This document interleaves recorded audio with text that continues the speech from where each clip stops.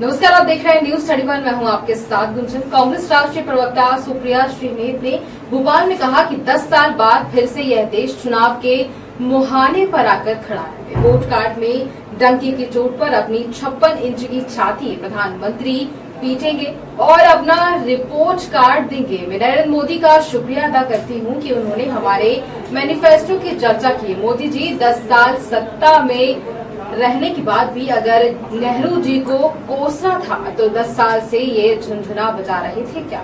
राहुल गांधी की न्याय यात्रा के दौरान हमने हर वर्ग से चर्चा की और अपना घोषणा पत्र बनाया। जनता ने हमें अपनी अपेक्षाएं, अपना दर्द, अपनी तकलीफें बताई। इस मूलभूत आधार पर हमने अपना घोषणा पत्र बनाया। न्याय पत्र, इसका नाम बहुत सोच समझ कर दिया गया। हमने अन्याय के खिलाफ न्याय पत्र निकाला है। युवा न्याय 30 लाख पद जो खाली पड़े हैं, हमारी सरकार उसको भरेगी। ऐसा कड़ा कानून बनाएंगे कि पेपर लीक करने वालों की रूह कांप जाए। एजुकेशन लोन को माफ करेंगे, अग्निवीर जैसी योजनाओं को खत्म करेंगे और 24 साल के युवाओं को रिटायर्ड नहीं होने देंगे। अगर 74 साल का प्रधानमंत्री वोट मांग रहा है तो 24 साल का युवा रिटायर कैसे हो सकता है? इस समय मंगलसूत्र पर चल रहे विवाद पर श्रीनेत ने कहा है कि प्रधानमंत्री को मंगलसूत्र शब्द का उपयोग नहीं करना था। हम 55 साल तक सत्ता में रहे, लेकिन हमने किसी का पैसा लेकर किसी को नहीं दिया। हम 55 साल तक सत्ता में रहे, हमने 27 करोड़ लोगों को गरीबी रेखा से बाहर लाए और यह हमने सही नीति के निर्माण से किया। मोदी जी ने 2 भारत बनाए। उनका मित्र करोड़ रुपए दिन में कमाता है और एक किसान 2700 रुपए भी नहीं कमा पाता। मोदी जी इतने घबराते क्यों हैं? क्या छुई मुई का पौधा है जो छूने से मुरझा जाएंगे? बढ़ती महंगाई में गैस सिलेंडर पर निशाना साधते हुए कहा कि मध्य प्रदेश में नहीं मिल रहा 500 में सिलेंडर, 2700 में किसानों को एमएसपी नहीं मिल रही है। मोदी जी महिलाओं के बारे में जितना कम बोले तो बेहतर होगा।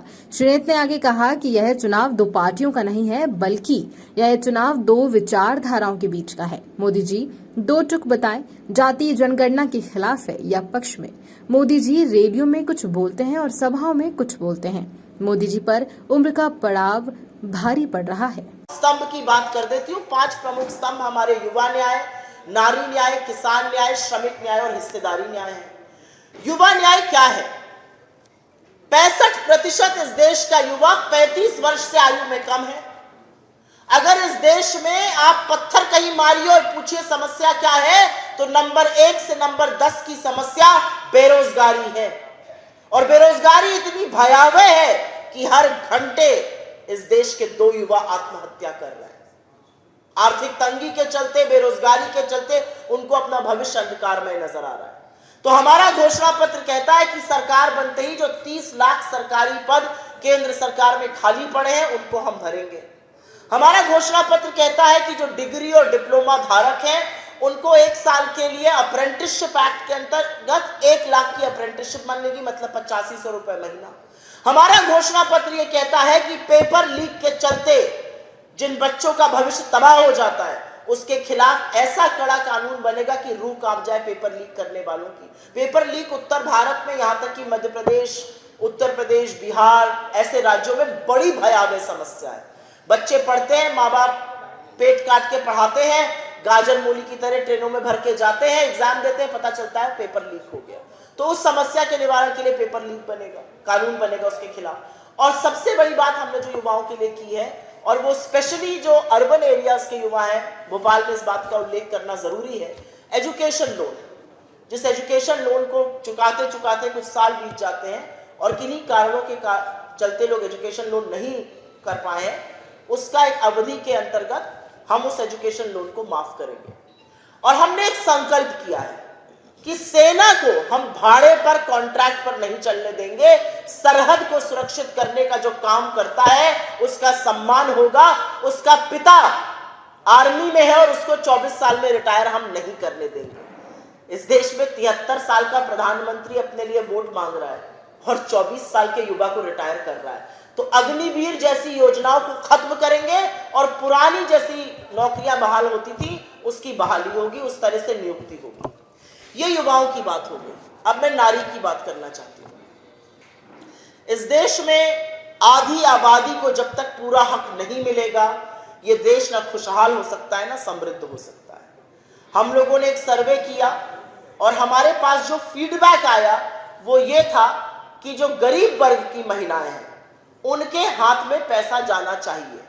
और इसलिए महालक्ष्मी योजना के अंतर्गत एक ऐसी योजना जो हम कर्नाटका में भी चलाते हैं और तेलंगाना में भी चलाते हैं, हम गरीब वर्ग की महिलाओं को 1 लाख रुपए प्रति साल मतलब 8500 रुपए प्रति महीने देने जा रहे हैं। हमारी सरकार बनेगी और जैसा कि मेरे नेता कहते हैं खटाखट खटाखट खटाखट ये पैसा जो है लोगों के अकाउंट में, गरीब महिलाओं के अकाउंट में। जानकारी के लिए और बता दूं, ये क्या कहते हैं कांग्रेस ने ऐसा किया? जी नहीं, बसवराज बोम्मई की सरकार ने एक प्रपोजल दिया कि आरक्षण खत्म किया जाए।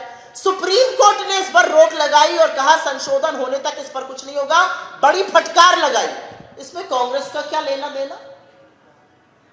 आपकी बीजेपी की कर्नाटक की सरकार को, जिसको लताड़ के फेंक दिया कर्नाटक की 6.5 करोड़ की जनता ने, उन्होंने लिख कर दिया, बोला सदन में, बोला कर्नाटक में लोगों को बरगलाने के लिए बोला कि हमने अनुसूचित जाति का आरक्षण 15 से 17% करने की और अनुसूचित जनजाति का आरक्षण 3 से 5% करने की एक प्रपोजल केंद्र सरकार को भेजा है।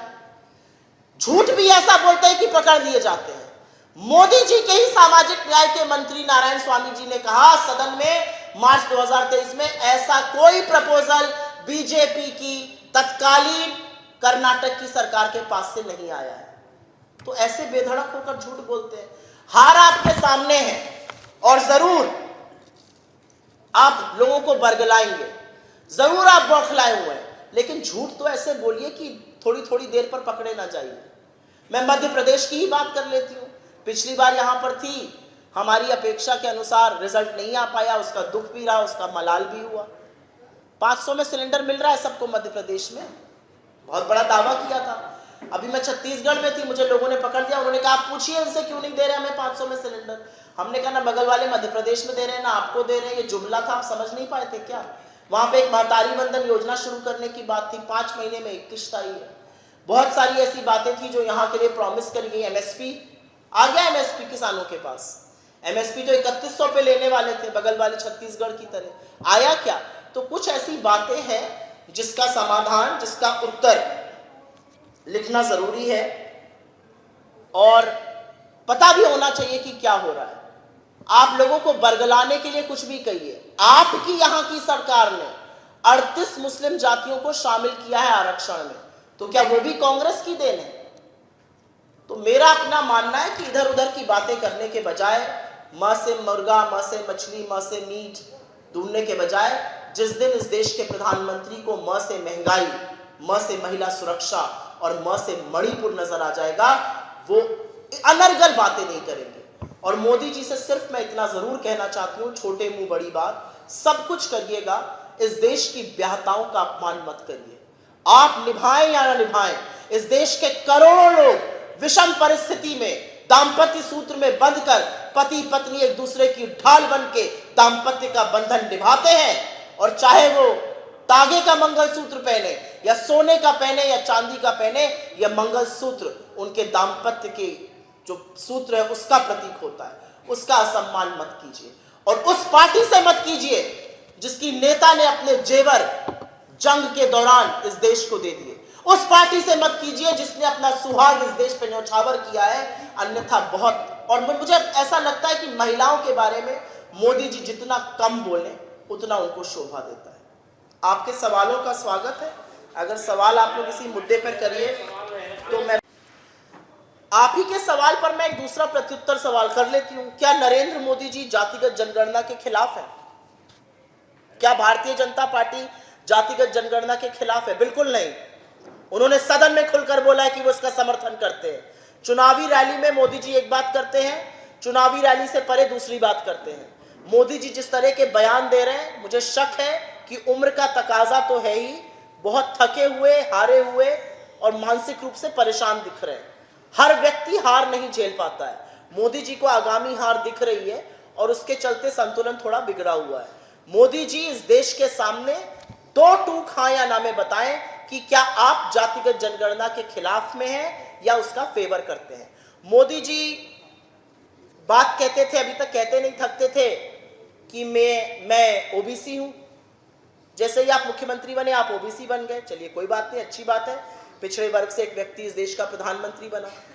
जब ओबीसी के हक की बात आती है तो मोदी जी कहते हैं इस देश में कोई जाति नहीं है। तो आपका कड़वा कड़वा थूक और मीठा मीठा गप नहीं चलेगा ना। अगर आप ओबीसी हैं तो दूसरे ओबीसी को भी मिलने दीजिए आरक्षण। आप कहते हैं इस देश में दो ही जातियां, अमीर और गरीब, ये भी अच्छी बात है। गरीबों के लिए आपने क्या किया? इस देश में जब कोविड आया तो दवाइयों और इंजेक्शन के लिए और ऑक्सीजन के लिए दर दर कौन भटका?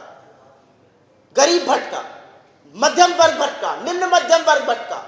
इस देश में जब मजदूरों को पैदल चिलचिलाती धूप में फफोले और छाले लिए चलाया गया तो कौन चला? गरीब चला। इस देश में 5 किलो राशन भरने का जो आप दम भरते गरीब को दे रहे हैं ना। इस देश के जो करोड़ों युवा भटक रहे नौकरियों के लिए, आवाज उठाते, जिनको आप लाठियों से मारते, वो गरीब है ना, वो निम्न मध्यम वर्ग के लोग हैं ना। जो माँ एक रोटी रात की कम खाती है कि बाबू पड़ जाए, वो गरीब है ना। क्या किया आपने गरीबों के लिए? आप मेरे देश को इस कगार पर ले आए कि 20%, और ये आपका आंकड़ा है, आपके नीति आयोग का आंकड़ा, ये मेरा आंकड़ा नहीं है। जिस नीति आयोग की फर्जी रिपोर्ट से आप कहते हैं आपने गरीबी खत्म की है, उसी रिपोर्ट का यह आंकड़ा है कि 20% इस देश की आबादी, 20% इस देश की आबादी 46 रुपए रोज पर गुजर बसर कर रही है। जिस गरीब की आप बात करते हैं उस गरीब के आटा, दही, दवाई, पढ़ाई पर जीएसटी आपने लगाया। जिस गरीब की आप बात करते हैं सबसे गरीब 50% आबादी से 64% जीएसटी आप वसूलते हैं। क्या बात करते हैं ये? किस गरीब के सगे हैं मोदी जी? मोदी जी पूंजीपतियों के, अमीरों के सगे हैं, उनकी सरकार चलाते हैं, उनके लिए नीतियां और कानून बनाते हैं।